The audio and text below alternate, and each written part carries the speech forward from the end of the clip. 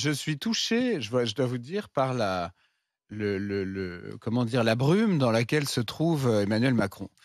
Quand j'ai vu, par exemple, qu'il a été hier faire un aller-retour, bonjour le bilan carbone, en jet, juste pour accompagner le pape à l'aéroport pour le départ du pape, le pape qui avait snobé ostensiblement Notre-Dame. la cérémonie de Notre-Dame, je me suis dit, dis donc, comment ça, Il comment court après les images. oui, ou enfin, en tout cas, Si. oui, puis il descend à des niveaux. Je veux dire, bah non, mais un président de la République snobé comme il D'ailleurs, l'a il avait été. envoyé son ministre Je de partage pas l'Intérieur. ton point de vue. La venue du souverain pontife, c'est un événement historique. Non, mais Et bien quel que sûr, soit mais- l'endroit du territoire, le Bah, chef de l'État doit être présent. Bah oui, Il n'était mais pas présent pour l'accueillir, il est présent pour le raccompagner sur le tarmac, c'est étonnant. En tout il cas, a, que ce il l'a soit- invité à Notre-Dame, ce que le pape a snobé, ce que je comprends d'ailleurs très bien, parce que c'était une cérémonie un peu vulgaire, il faut dire les choses comme elles sont. En tout cas, moi, c'est ce que j'ai trouvé. Et je trouvais remarquable d'ailleurs que le pape ne se prête pas à cette espèce de truc barnum. matérialiste. En plus, tout ce qu'on célébrait, c'était les pierres, l'autel, machin. Bon. Mais il avait quand même snobé cette cérémonie. Donc voilà, je trouve que Emmanuel Macron, il se fait imposer son Premier ministre, il va au ministère de l'Intérieur présider des réunions. Mais Il doit, je Mais sais pas, il non, faut garder une moi, certaine je trouve que, altitude. à travers les Jeux Olympiques ou Notre-Dame, on voit une facette d'Emmanuel Macron qui lui va très bien. C'est d'être directeur artistique d'événements internationaux.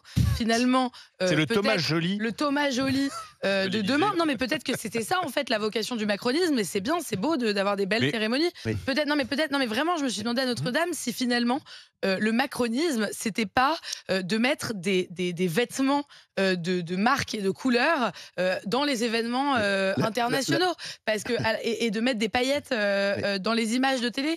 La chose Pourquoi grave, pas Il faut la- mettre des non, mais paillettes peut-être- dans sa vie. Voilà, Laurent. peut-être que c'est Vous vous ça souvenez de cette la vraie excellente- vocation d'Emmanuel Macron en fait. la chose grave Moi, du c'est ce que président je de la me suis demandé en République. regardant la Tu mets cérémonie de des paillettes Notre-Dame. dans ma vie. Je me suis dit, peut-être que si Emmanuel Macron avait pu devenir Thomas Joly, il aurait été beaucoup plus heureux, il nous aurait laissé gouverner ce Que pays Dieu nous en tranquillement. garde.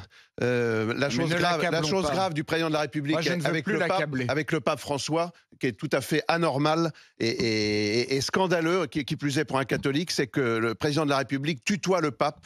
Alors ça, c'est invraisemblable. Et comme quoi le tutoiement, comme disait mon père, le tutoiement, ça doit représenter quelque chose. Ça doit représenter une réelle proximité. Toi parce qui que- vous voyais probablement ton père. Oui, non, pas du tout, non. Non, mon père était très moderne. Et comme quoi, tout en tutoyant le pape, les relations sont pas bonnes. Mais pour revenir à Bayrou, l'autre pape du centre, quand même, c'est extraordinaire parce qu'en politique, finalement, la persévérance, ça paye. Bien sûr. Regarde. Mais tu sais, Et je pense que l'arrivée de Bayrou, ça fait réfléchir Jean-Luc Mélenchon. On se dit, moi aussi Mais- un jour j'y arriverai à force de tenir. Et quand on voit François Hollande qui est toujours là sur les plateaux Mais télé, bien qui pense sûr. qu'une chose c'est de revenir d'être Mais le bien candidat sûr. socialiste, Ah. Nicolas Sarkozy sais- qui s'imagine peut-être un jour être encore un recours. tu sais ce que C'est disait, extraordinaire. tu sais C'est ce que dit, maintenant. tu sais ce que dit prendre Nicolas. la place. Tu sais ce que dit Nicolas Sarkozy. Il dit qu'en politique, ça n'est pas le meilleur qui gagne, c'est celui qui Oui. reste, c'est le dernier qui est encore accroché à la paroi quand tout le monde est tombé. Oui. Et donc, C'est vrai. on est là-dedans. Oui, c'est ça. Pierrick, bonjour. Bonjour. Alors, confiance en François Bayrou, combien de temps va-t-il tenir? Qu'en pensez-vous, mon cher Pierrick? Ouais, une grande confiance en cet homme, hein, c'est Ça fait incroyable. rire. C'est quoi, j'ai une trentaine d'années, ça fait 30 ans que je connais cet homme et c'est un éternel loser, c'est incroyable. Et là, il arrive en sauveur incroyable alors qu'au final, ça fait 30 ans qu'il est dans la politique, ça fait 30 ans que c'est toujours les mêmes, et ça fait... et en fait, voilà, c'est toujours les mêmes qui viennent, c'est toujours les mêmes qui nous mettent dans la merde, mais ils ont toujours la solution pour nous en sortir, et tout va bien, quoi. Ah, Donc vous c'est êtes toujours les mêmes recettes, avec toujours les mêmes bonhommes. Mais et ça au veut final, dire vous n'êtes même rien pas, n'avance. vous n'êtes même pas en colère, quoi, Pierrick. Vous êtes plutôt désabusé aujourd'hui ou affligé, ou c'est ça? Complètement désabusé, complètement affligé. Il y a plus rien d'étonnant, il y a plus rien de. On attend le retour de, comme vous disiez tantôt, le retour de Sarkozy, le retour De François Hollande. Et vous avez raison, parce François que- Hollande, François Je sais pas Hollande, ce que vous on en pensez, l'attend. Pierrick. Il y a quelque chose qui ne va pas. C'est-à-dire que cette année, il y a eu 2 élections. Et à chaque fois, ces élections ont été perdues par le camp présidentiel. Aussi bien les européennes, avec une vraie contre-performance, puisque la liste emmenée par le bloc central ne fait que 15%. Et puis ensuite, les législatives. Alors Valérie Hayé, tu ne te souvenais pas de son nom? Valérie Ayé, mais je savais que tu allais la citer. Et puis ensuite, la défaite des législatives. Donc il y a 2 défaites quand même électorales dans la même année. Et on se retrouve en fin d'année avec François Bayrou, qui incarne tout à fait le camp présidentiel, puisque c'est le premier allié à Emmanuel Macron en 2017. Donc c'est vrai que je comprends qu'il y a une bonne partie des Français qui n'ont pas voté pour ça, qui doivent se dire, il y a quand même un problème de déni démocratique. Alors je ne dis pas que Emmanuel Macron devait nommer Bardella ou Mélenchon à Matignon, mais c'est vrai que je comprends le désarroi je ne sais pas si c'est votre cas, Pierre, je ne sais pas pour qui vous avez voté, mais si on se met à la place de ces Français, c'est-à-dire les 2 tiers, hein, les 2 tiers des Français, qui ne peuvent pas se sentir représentés par François Bayrou. Mais même plus, parce qu'on peut même plus se sentir... personnellement, je suis plus une tendance à voter à gauche, et voilà, mais plutôt Parti Socialiste qu'autre chose. Mais, par exemple. Mais le problème, c'est que c'est pareil, quand on nous annonce une alliance avec la NUPES, ou la NUPES, ou je sais même plus... Le Nouveau France Front Insoumise. Le Nouveau Front populaire, oui, la France Insoumise, avec Papy Mélenchon, qui lui, c'est pareil, ça fait des siècles qu'il est là, ça fait des siècles qu'on le voit. Enfin, il y a un moment, il y a ça lui redonne de l'espoir. Il n'y a aucune idée à part retourner la table et on verra ce qu'on fait. Puis si on devient le Venezuela, c'est cool. Enfin, il y a un moment, il faut arrêter les conneries.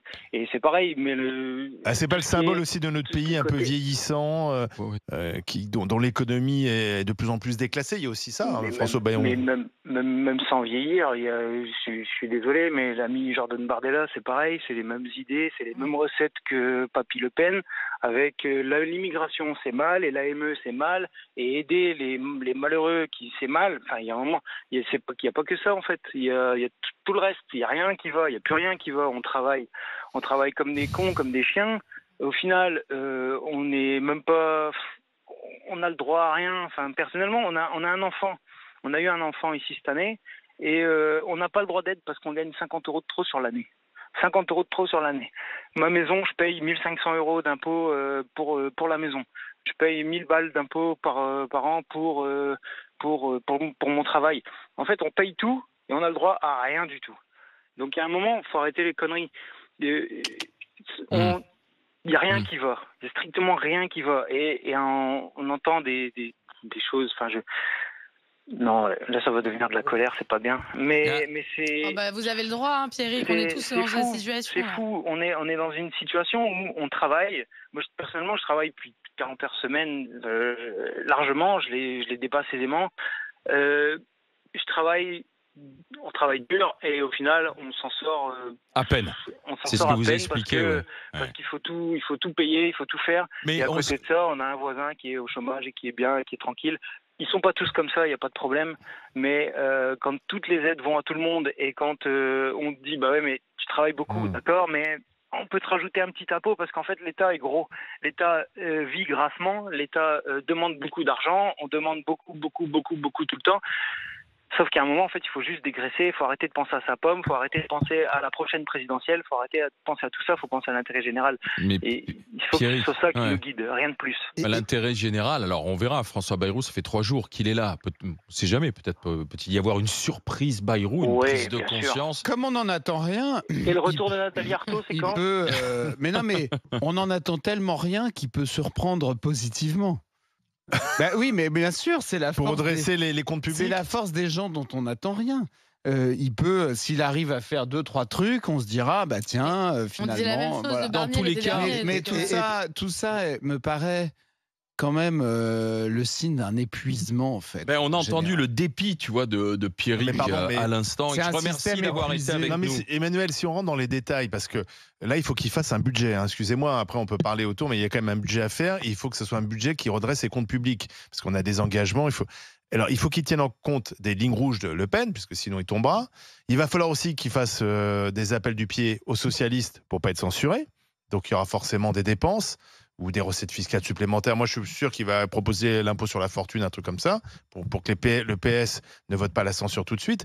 Donc, on va avoir un budget quand même qui sera beaucoup moins ambitieux que prévu, et donc qui va pas répondre aux critères. Quand même, le cadeau de bienvenue vendredi, c'est l'agence Moody's qui dégrade la France. Oui. Donc, l'agence Moody's ne croit pas à Bayrou. Oui. Alors, l'agence Moody's, puisque tu en parles, c'est aussi la censure du gouvernement. C'est une ambiance, d'ailleurs, ça a été dit explicitement par l'agence, c'est l'appréciation d'une ambiance française au-delà des chiffres, d'instabilité, de non-fiabilité. Donc c'est en cela vendredi, tu me taquinais parce que tu disais il est psychorigide, il reparle de la censure. Mais la censure, c'est très grave. D'accord, mais l'agence, elle dit pas. L'agence, elle dit, elle ne croit pas au nouveau pouvoir politique incarne Bayrou pour rétablir les comptes publics. Oui, mais elle sanctionne aussi la censure, et donc en fait, elle sanctionne la légèreté et l'irresponsabilité du RN. De l'opposition. Sauf que, regardez, il est à peine nommé Bayrou qu'il y a une crise d'ordre maximal qui est la catastrophe naturelle à Mayotte.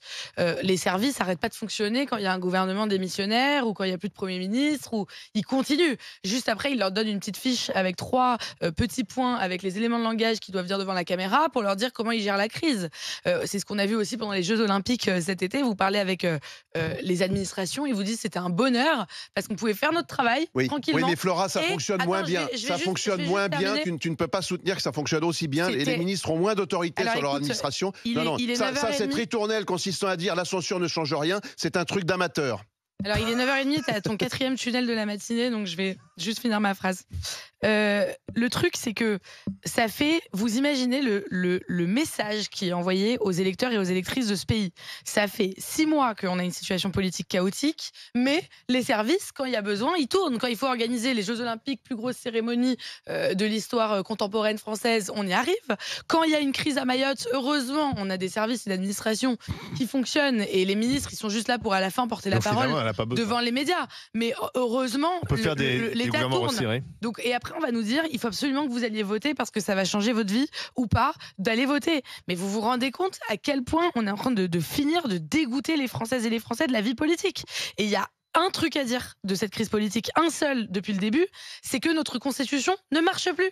Quand on a des règles du jeu qui ne permettent pas d'avoir une situation qui fonctionne, eh ben, on doit changer les règles du jeu. Et ça, vous n'avez pas un politique qui le dit. Tu crois que c'est bien la priorité ? Alors même, mais c'est la priorité absolue, puisque tant que le nœud démocratique n'est pas démêlé, on peut rien faire, on peut pas prendre une loi sur aucun sujet. Tu te rends compte de ce que c'est réécrire une constitution? Non mais t'es sérieuse, t'es juriste, Flora?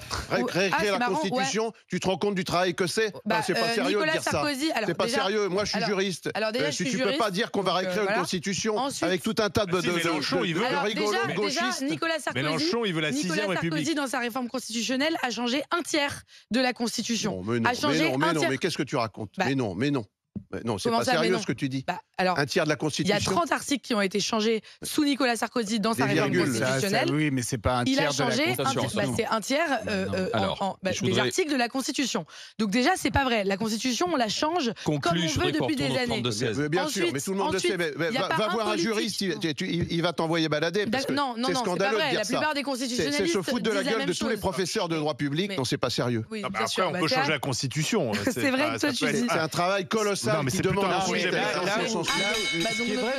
Ne bougeons pas d'une virgule. Il y a quand même un épuisement déjà la proportionnelle global de la manière dont la politique est conduite en France. Je pense tant, effectivement, peut-être la Constitution, ce binôme président-premier ministre qui indéfiniment crée des troubles, le mandat du président, est-ce qu'il ne faudrait pas changer sa durée ou ne plus l'aligner sur les députés ou j'en sais rien, ou supprimer en fait le poste de président de la République, avoir juste un chef de gouvernement comme il y a dans beaucoup de pays. Les palais de la République, dont on voit bien, en fait, tout ça, ça s'use beaucoup, ça exaspère les gens, ce côté un peu ancien régime qui est encore beaucoup en France. Donc c'est sûr qu'on pourrait, après tout, on modernise. C'est ça qu'Emmanuel encore de la faute de l'ancien régime. Non, c'est pas ça. Emmanuel, il quitte sa race parce qu'il est dans son ancien régime avec ses petits privilèges. S'il te plaît, raconte pas n'importe quoi. Je suis pas là pour subir tes anathèmes et tes mises en cause personnelles. Emmanuel, c'est pas toi. Emmanuel Macron. Non. C'est d'Emmanuel Macron. Non, moi je parlais de lui. Non, il parlait de moi. Pardon, je pensais que j'avais bien compris. Non, mais Emmanuel Macron, je l'appelle pas par son prénom. S'il te plaît, ça s'appelle du racisme. Moi, mon nom, je l'ai pas choisi et j'en suis fier, figure-toi. Je sais qu'on est fier, c'est pour ça que je le remets en question. Il y a beaucoup. Non, tu peux pas remettre en question son patronyme ni son nom. Et lui, il peut me hurler dessus à 9h30 du matin. Non, mais il a pas remis. C'est un désaccord. C'est pas ta personne. La dernière fois, tu me parlais d'extrême droite, tout ça, ça va bien 5 minutes, tu comprends? Moi, je suis un professionnel, j'ai une carrière derrière moi, on me parle pas comme un chien. Et on respecte l'aristocratie dans ce pays. Voilà. Ça commence à bien faire. Non, mais c'est vrai. Non, mais je pense qu'il y a beaucoup de démocraties qui sont beaucoup plus modernes que la France. On voit bien, en Europe, partout, il y a des pays qui fonctionnent beaucoup mieux que le nôtre sur le plan démocratique. Donc, on peut réfléchir là-dessus sans ressusciter Alors, non seulement... des Attends, sentiments révolutionnaires. Non, stop. On passe par le 32-16. Je dois écouter Kader Dali. Bonjour, Kader Dali. Oui, bonjour. C'est le bordel un peu sur votre plateau, je trouve. C'est un peu la France, à l'image de la France. Plus personne ne s'entend. C'est ce que j'allais dire. Alors, qu'est-ce que vous en pensez de l'arrivée de François Bayrou ? J'ai entendu ça il n'y a pas longtemps, et c'est une réalité. C'est que les politiques sont des intermittents du spectacle. Je ne sais plus qui a dit ça il n'y a pas longtemps, mais il n'a pas tort. Et on a l'impression d'avoir des one-man shows maintenant, qui ne sont plus des septennats, mais des quinquennats, où ils ont quelques minutes à tuer maintenant, c'est-à-dire quelques mois maintenant, parce qu'on va arriver à 2027 tranquillement et rapidement. Et il faut remplir le temps pour que l'électeur ait l'impression d'être gouverné, malgré que c'est ingouvernable en ce moment et que c'est un peu le bazar. Donc, ils sont en train de faire un boogie-boulga. Ils ont ramassé, je ne suis pas pour le jeunisme, ni anti-pépère, ni anti-ancien, mais je pense qu'on essaye de faire du réchauffé pour calmer un petit peu le spectacle. Parce qu'on a un spectacle qui est navrant pour la France, navrant pour nous, parce qu'on est dedans, on est dans le navire. On a une équipe qui dirige le navire, quel qu'il soit, que ce soit de droite, extrême gauche. Moi, le paysage politique ne veut plus rien dire maintenant. Mais on n'a pas une lassitude, mais on a l'impression d'avoir des grands enfants à qui on a laissé les clés de l'école. Et ce que disait, je ne sais plus quelle chroniqueuse, elle disait, oui, Flora, elle disait que la crise de Mayotte peut se gérer toute seule. C'est vrai, des fois, on a des profs qui sont absents, ils nous donnent des polycopiés, ils nous disent débrouillez-vous, mais c'est pas ce qu'on attend d'une école. On attend d'être parce qu'à Mayotte, il y a besoin de réponses politiques. Réponse politique, bien sûr. On a des sans-abri, on a des bidonvilles, on a un problème de migration qui n'est pas réglé. On parle de logement, mais il y a un problème de pauvreté. Il y a un problème en France, c'est qu'il y a deux vitesses sur il y a des problèmes de gestion à deux vitesses sur l'ensemble du territoire. Et Kader Dali, ce qui me frappe, c'est la déconnexion totale de nos responsables politiques qui vont, là, on va passer une semaine, des consultations à savoir si machin va être ministre, si lui, ce qui est quand même pas très intéressant au regard des enjeux de baisse de dépenses publiques nécessaires, puisque sinon on va dans le mur. Enfin, l'agence de notation nous l'a dit vendredi. Si on continue à dépenser de l'argent qu'on n'a pas, alors on peut le prélever encore plus sur les Français. Ça, c'est plutôt ce que veut faire la gauche. On peut quand même diminuer les dépenses. C'est ce que devrait faire la droite, mais Barnier l'a pas fait lorsqu'il était, puisque son budget c'était surtout des recettes fiscales supplémentaires. Je ne crois pas du tout que Bayrou ira dans cette direction. Et là, on va dans le mur là du coup. Et là, ça sera très sérieux. Plus sérieux que savoir si Marc Fesneau va redevenir ministre. Mais les Français pensent pas du tout à ça, malheureusement. Ils pensent plus à parce qu'on leur raconte la fin des du mois. Non, pas des bobards, mais pensent à la fin du mois, parce que oui, mais la fin du mois, elle est liée à ça. Celui qui est ministre là, qui va devenir Premier ministre, même s'il y a une semaine, il aura son salaire à vie. Donc les gens pensent plus à ces choses-là. Ils se disent moi je pense. Les Français devraient y penser parce que tout est lié. C'est-à-dire que si on ne baisse pas notre train de vie, on continuera à prélever énormément de cotisations, d'impôts, et les Français se plaindront à la fin du mois d'avoir un salaire qui est quand même assez bas, notamment par rapport à d'autres pays qui s'en sortent mieux que nous. Sauf que nous, on n'a plus d'élections maintenant, donc on n'est plus consultés, on les laisse jouer. On a été consultés 2 fois cette année. 2 fois, mais 2 fois ils n'ont pas été tenus en compte. Donc personne n'a tenu compte des élections. C'est une réalité flagrante, même si maintenant on n'a plus le bipartisme, mais on a plus comment dirais-je, on a 3 grosses pas majorités relatives, 3 blocs, 3 majorités relatives, on va dire, qui se débattent et qui essayent de trouver des terrains d'entente pour des des motions de censure, mais pas pour des grands projets. Et ça, c'est un vrai problème, quoi. Voilà. Kader Dali, de toutes les manières, on va voir ce qui ressort de cette journée de consultation, et je vous remercie d'avoir été avec nous. On y reviendra dans l'autre partie des GG, des grandes gueules, sur la situation politique, en se demandant avec qui peut travailler François Bayrou. Est-ce que la gauche a plutôt intérêt de toper avec François Bayrou? Ce sera tout à l'heure à 11h qu'on en discutera. Là, pour le moment, est-ce qu'à votre avis, il va tenir longtemps? Voilà, vous êtes assez réaliste, fataliste. C'est non à 82%. Voilà, au moins c'est réglé. Vous ne croyez pas à un gouvernement sur le long terme de François Bayrou. Dans un instant, ce sera le on s'en fout pas. Et puis à 10h, on évoquera la ville de Narbonne qui met des amendes aux parents des élèves absents. Restez avec les GG, avec les grandes gueules. C'est en direct sur RMC Story. Il est 10h-20. RMC jusqu'à midi. Les grandes gueules.